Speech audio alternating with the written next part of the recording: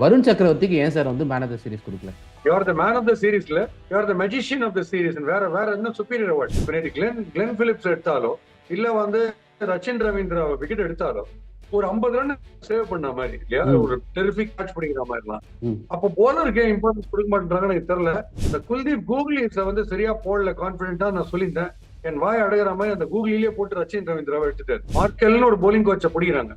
அந்த மார்க்கெல் சொல்லி இப்ப என்ன கூப்பிட்டாருன்னா நான் சொல்லுவேன், நீங்க வேற எதுவுமே போடாதீங்க, ஏன்னா உங்களுக்கு யாருக்கு போட தெரியுது. போட தெரிஞ்சு நீங்க ஏன் போடாம இருக்கீங்க? நான் கிரிக்கெட்டர் ரோஹித் சர்மா வந்து கப்பா லைன்ல ஃபேக்டரியில வராது ப்ராடக்ட்ஸ், அந்த மாதிரி கப்பு லைனா வந்து கன்வேயர் பெல்ட்ஸ். தோனி பண்ற மாதிரி ஒருத்தர் விக்டரியை கொடுத்து கப்பை கண்ணில் காட்டும் போது நீங்க எப்படி ரிட்டையர் ஆயிடுவீங்களா? அப்படின்னா ஒருத்தர் பர்த்டேக்கு கேண்டில் ஊதும் போது கடைசியில் உங்களுக்கு எப்ப சங்கு ஊதுவாங்க சார் கேட்பீங்களா? விராட் கோலி கூட நேற்று போஸ்ட் மேட்ச்ல ஒரு விஷயம் சொன்னாரு, கேஎல் ராகுலோட பொட்டன்ஷியல் என்னன்னு எங்களுக்கு தெரியும், we know as a team what he can do.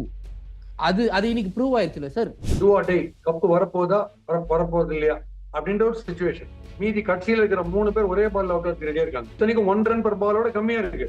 இருந்தாலும் நான் ஸ்டூபிடா எதுவும் பண்ணக்கூடாதுன்ட்டு ஒண்ணு பண்றோம் இல்லையா? லைஃப் ஸ்டைல் நேயர்களுக்கு வணக்கம்.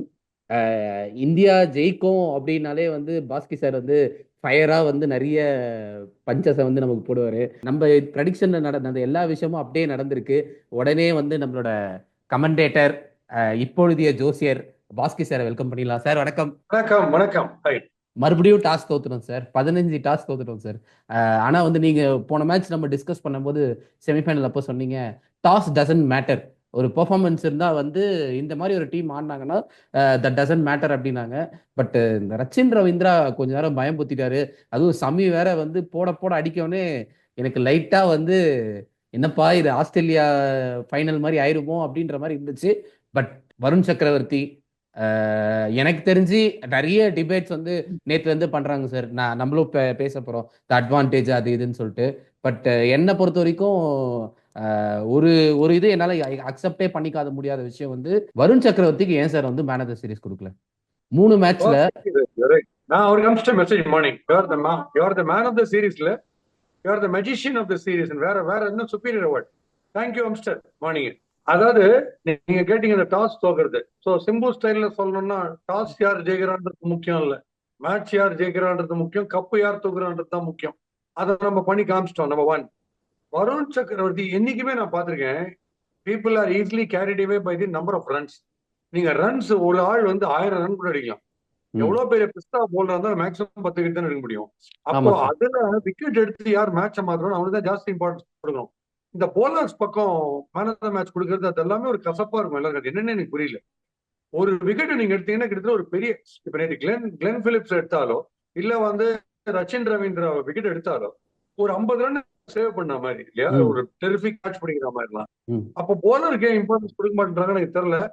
சத்தியமா மோஸ்ட் டிசர்விங் வந்து எனக்கு தெரிஞ்சு வருண் சக்கரவர்த்தி தான். எல்லாருமே நேற்று வந்து சொல்லிட்டு இருக்க விஷயமே வந்து பும்ரா இல்லாம ஒரு சீரியஸ் ஜெயிக்கிறதே பெரிய விஷயம், ஒரு பைலாட்ரல் ஜெயிக்கிறதே பெரிய விஷயம். பட் இந்தியன் டீம் போய் ஒரு சாம்பியன்ஸ் ட்ரோஃபிலாம் வந்து சர்வசாதாரணமா ஜெயிச்சுட்டு வருது அப்படின்னா that is not a easy thing. அதுவும் வந்து நீங்க சொன்ன மாதிரி வருண் சக்கரவர்த்தி ஆகட்டும் சார், 4 ஸ்பின்னர்ஸும் சார், அதாவது வந்து ஸ்பின் போலிங்க்கு ஒரு மாஸ்டர் கிளாஸ் எடுக்கணும் அப்படின்னா நேத்து இந்த 4 மேட்ச்ல இவங்க போட்ட போலிங் வந்து போட்டு காமிச்சாலே போதும்னு நினைக்கிறேன் sir. Accurate to the core. How to use a slow wicket, how to bowl spin in accordance with that wicket. அதுல மேட்ச் எப்படி ஜெயிக்கிறது? 40, 43, 45, 47 இந்த ஓவர்லாம் கூட ஸ்பின் கொடுப்பாங்க, போட்டா எப்படி போகணுன்றதுக்கு அது ஒரு லெசன். ஒரு டோட்டல் நம்ம சேஸ் பண்ணணும்னா அது எப்படி சிங்கிள் எப்படி சேஸ் பண்ணணுன்றதுக்கு அதுக்கு ஒரு லெசன். இவ்வளவு லெசன்ஸ் இருக்கு, இவ்வளவு லேர்னிங் மேனேஜ்மெண்ட் கிளாஸ் மாதிரி இவ்வளவு இருக்கு நம்ம இந்த சீரீஸ்ல. ஒன்றும் சந்தேகமே கிடையாது. நம்ம அப்ரோச் வந்து ரொம்ப பியூட்டிஃபுல். ஸ்பின்னு தான் வச்சிருக்கோம், நிறைய ஸ்பின்னர்ஸ் வச்சிருக்கோன்றதுக்காக இப்போ கூட ரீசெண்டா ஒரு இன்டர்வியூல சொன்னேன், அருணாச்சலம் ரஜினிகாந்த் உடைய கேரக்டர் டைப்ல எப்படி செலவழிக்கிறதுனே தெரியலன்ற மாதிரி எக்கச்சக்க ஸ்பின்னர் இருக்காங்க. எப்படி கொடுக்கறதுன்னு தெரியாம திண்டாடாம எந்த பிளேயருக்கு எந்த ஸ்பின்னர் வந்தா கஷ்டமா இருக்கும், எந்த ஸ்டேஜ்ல வந்தா கஷ்டமா இருக்கும், அது மாதிரி பார்க்கும்போது வருண் சக்கரவர்த்தியை வந்து ரச்சின் ரவீந்திராவால ஈஸியாலாம் ஆட முடியும்னு எனக்கு தோணவே இல்லை. Very very troublesome bowler. இந்த கிளென் பிலிப்ஸ் விக்கெட் எடுத்த ஒரு விக்கெட் ஆஃப் த சீரீஸ். இந்த மாதிரி பால்லாம் டூத்துல ஒருத்தர் தான் போடுவாங்க. அது ரொம்ப பிரில்லியண்டா போட. நேத்தி லைவ் நீங்க பாத்தீங்களான்னு தெரியல, 1:30 to 2:30 புதிய தலைமுறை லைவ்லயே நான் சொன்னது என்னன்னா, வருண் சக்கரவர்த்தி தான் கிங், அவரை வந்து 10 ஓவர்ஸ்க்குள்ள எடுத்துன்னு வரணும் போலிங், கரெக்டா எடுத்து வந்தாரு. நார்மலா குல்தீப் ஃபர்ஸ்ட் எடுத்துருவாரு. இந்த தடவை இவர் எடுத்து வந்தாரு. பட் குல்தீப் இன்னும் டாப் கிளாஸா போட்டாரு போலிங். இந்த குல்தீப் கூகுளிஸ வந்து சரியா போடல, கான்பிடென்ட்டா நான் சொல்லியிருந்தேன். என் வாய் அடங்குற மாதிரி அந்த கூகுளிலேயே போட்டு ரச்சின் ரவீந்திராவை எடுத்துட்டாரு. சார் செம்ம விக்கெட் சார். ஃபீல்டிங்ல பிடிச்சிருந்தோம்னா பிடிச்சது ஸ்ரேயஸ் ஐயர் பிடிச்சிருந்தா வருணுக்கு அந்த விக்கெட் போயிருக்கும். Okay, but all thank God அது வந்து பெரிய காஸ்ட்லி ஆல. பட் இப்படி நம்ம ரெகுலரா இப்படி கேட்ச விட்டுன்னு நம்ம ஜெயிக்கிறது கஷ்டம். பும்ராவுடைய ஆப்சன்ஸ் பத்தி பேசணும். Absolute flat wicket, no assistance to போலர்ஸ்னா பும்ராவுடைய யார்கர்ஸ் தான் ஒரே மருந்து நமக்கு, ஒரே சொல்யூஷன் நமக்கு. பட் டேர்னிங் விக்கெட்டா இருக்கவே, ஸ்பின் டாமினேஷன் இருக்கவே ரொம்ப பெரிய லெவல்ல பும்ராவுடைய ஆப்சன்ஸ் நம்ம ஃபீல் பண்ணல. ஏன்னா வருண் செப்பின் பண்ணிட்டாரு கிட்டத்தட்ட அதே மாதிரி. சார் எனக்கு இன்னொன்னுமே வந்து தோணுது என்னன்னா, நேத்து டாஸ் வந்து ரொம்ப குரூஷியலா இருந்துச்சு சார். ஒரு பாயிண்ட் வரைக்கும் எப்படின்னா, நம்ம போலிங் போடும்போது அந்த ஸ்பின் வேரியேஷன் வந்து 2% இருந்தது. அவங்க போலிங் போடும்போது 3.5 3.6க்கு போச்சு. பிரேஸ்வெல் அவருக்கு வந்து பால் ஸ்பின்னே ஆகாது. அவருக்கு எல்லா பாலும் இந்த பக்கமும் அந்த பக்கமும் ஸ்பின் ஆகுது. ரச்சின் ரவீந்திரா வெளியே எடுத்துட்டு போறாரு. அப்படின்னு இருக்கும்போது ஆஹ் இந்த அதாவது வந்து நிறைய பேர் வந்து இந்தியன் டீம் வந்து இப்ப கூட குறை சொல்றாங்க சார். எனக்கு அது உங்ககிட்ட டிஸ்கஸ் பண்ணணும் அப்படின்னு தோணுச்சு சார். மோர் தென் எனிதிங் எல்ஸ் அட்வான்டேஜ்னு ஒன்று சொல்றாங்க சார். அதாவது வந்து ஒரு மேட்சை அந்த டேல நல்லா விளையாடினா தானே சார் ஜெயிக்க முடியும், எந்த டீமா இருந்தாலும். எவ்வளவு பேர் இப்போ ஒரு நார்மலா போலிங் போடுறீங்க, ஒரு விக்கெட் கீப்பர் இருக்காரு, உங்களுக்கு தெரிஞ்ச ஒரு விக்கெட் கீப்பர் இருக்காரு, என்கரேஜ் பண்ற நார்மலா போடுங்க. அந்த விக்கெட் கீப்பரோட இடத்துல எம்எஸ் தோனி கீப்பிங் பண்றாருன்னு வச்சுங்க, உங்க போலிங் வந்து ஆட்டோமேட்டிக்கா பயங்கரமாவாது. அட்லீஸ்ட் தோனி இம்ப்ரெஸ் பண்றதுக்கு இன்னும் கிவ் யூ 200%. அப்படிதான் இப்போ ஒரு தோனி மாதிரி ஒரு 4 தோனி இருக்காங்க சுத்தி. எகம்பயர் பக்கம் ஷார்ட் மிட் விக்கெட்ல, கவர்ஸ்ல, பாயிண்ட்ல. நீங்க என்ன சுமாரான பால் போட்டாலும் யார் எப்படி அடிச்சாலும் அவங்க புடிச்சு போட்டாங்கன்னா நீங்க பிஸ்தா ஆயிடுவீங்க. ஸோ நம்ம அதாவது extraordinary fielding, acrobatic fielding Glenn Phillips மாதிரி பண்ணும்போது normal bowler looks so menacing. So அவங்க ஃபீல்டிங் நீங்க சொல்லணும், அவங்க ஜெயிக்கிறது ஃபீல்டிங்னால தான் பாஸ். அவங்க டாப் ப்ரையாரிட்டி ஃபீல்டிங் கொடுக்குறாங்க.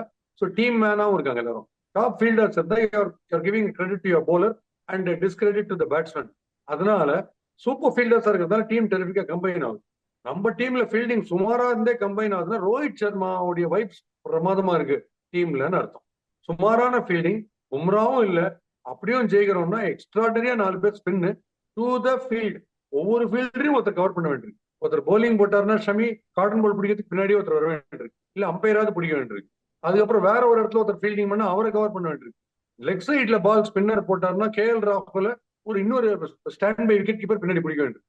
இவ்வளவு பிரச்சனைக்கு மத்தியில நம்ம ஜெயிக்கிறோம்னா understanding of the pitch and how Rohit operates the best potential of bowling அதுலதான் சார். எனக்கு இன்னொன்னுமே வந்து இந்த மேட்ச்ல வந்து ரொம்ப இதுவா இருந்தது. மேட்ச் பார்த்துட்டே இருக்கும்போது டேரல் மிச்சல் ஒரு இன்னிங்ஸ் ஒன்று ஆனார் சார். அதை வந்து ரொம்ப பயங்கரமா ட்ரோல் பண்ணாங்க. இந்த மாதிரி என்னடா இவரு இங்கேயே பாய் போட்டு படுத்துட்டு நிறைய ட்ரோல் இது இருந்தது சார். பட் அவர் அந்த 60 அடிக்கலைன்னா ஐ திங்க் தேவோட பண்டில்ட் அவுட் ஃபார் 200 தான் எனக்கு தோணுச்சு சார்.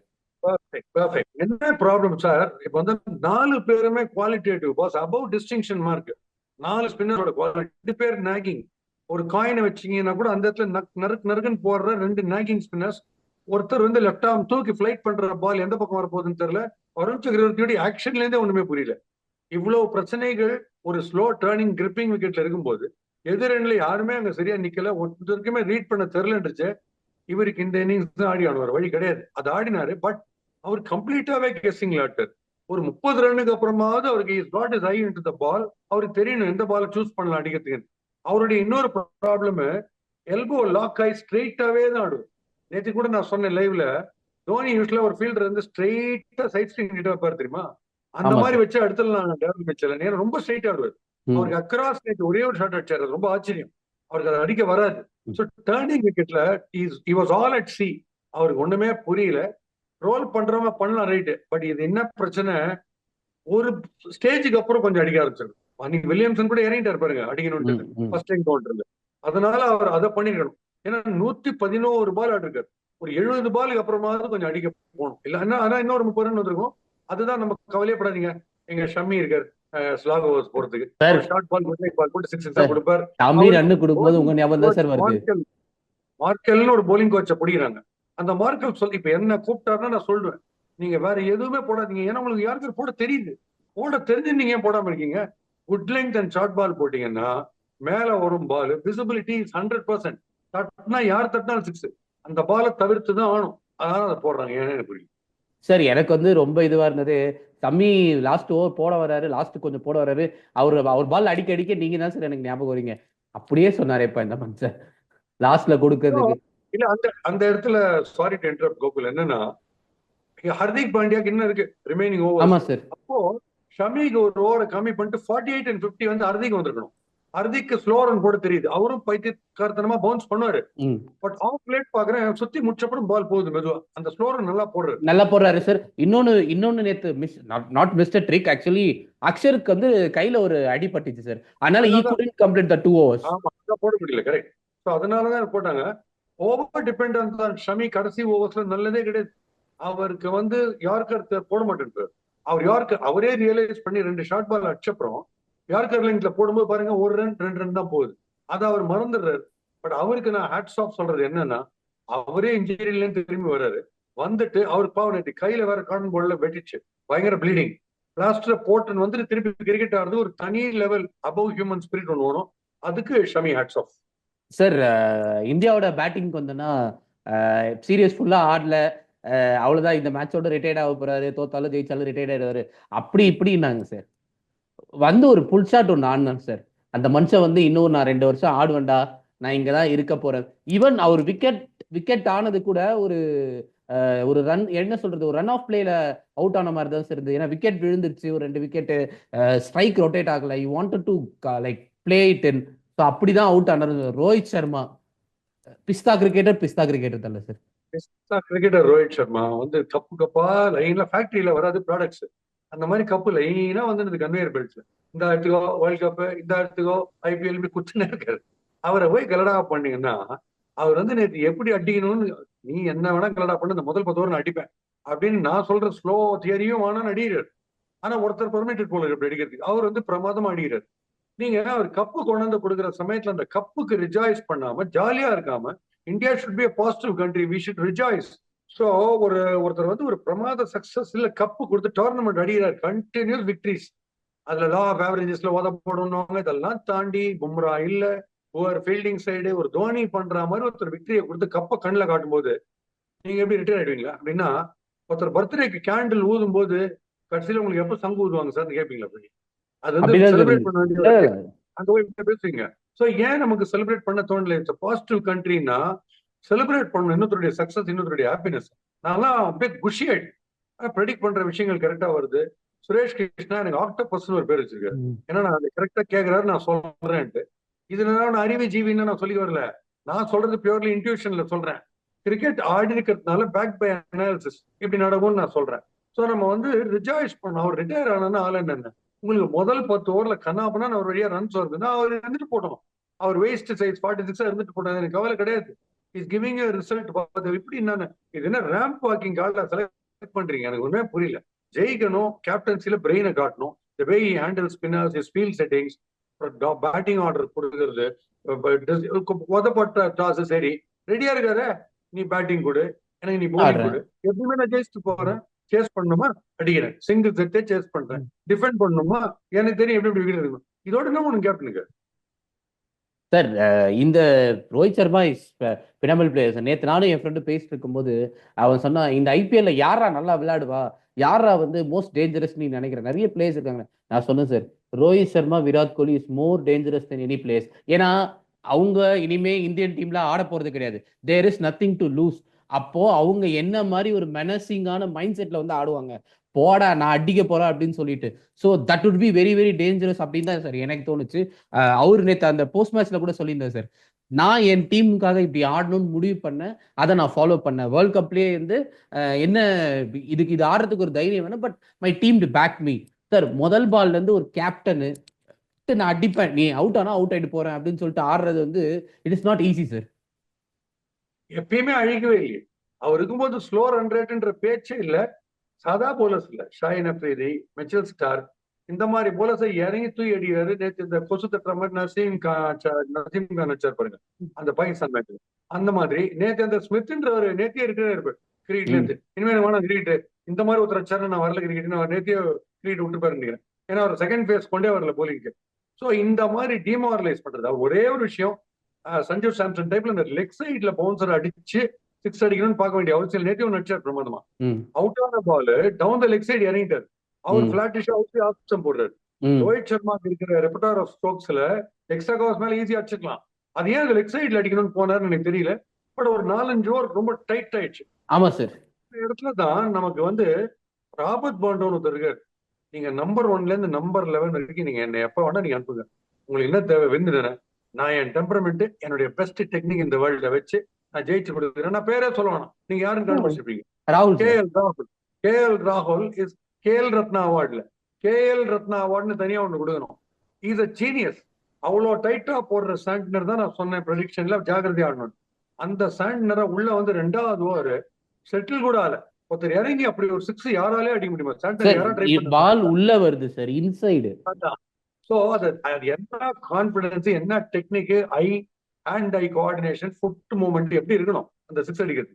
அதனால அப்படியே டென்ஷனை ரிலீவ் பண்ணிட்டு ஸ்ரேயஸ் ஐயர் டாப் ஆப்ல ரிலீவ் பண்ண டக்க டக்க டக்க டக்குன்னு அடிச்சு அந்த கிரிப்பிங்கா இவங்களும் வந்துருவாங்களா கேம்ல இருக்கிற சமயத்துல பூந்து ராகுலோட அடிக்கிறது.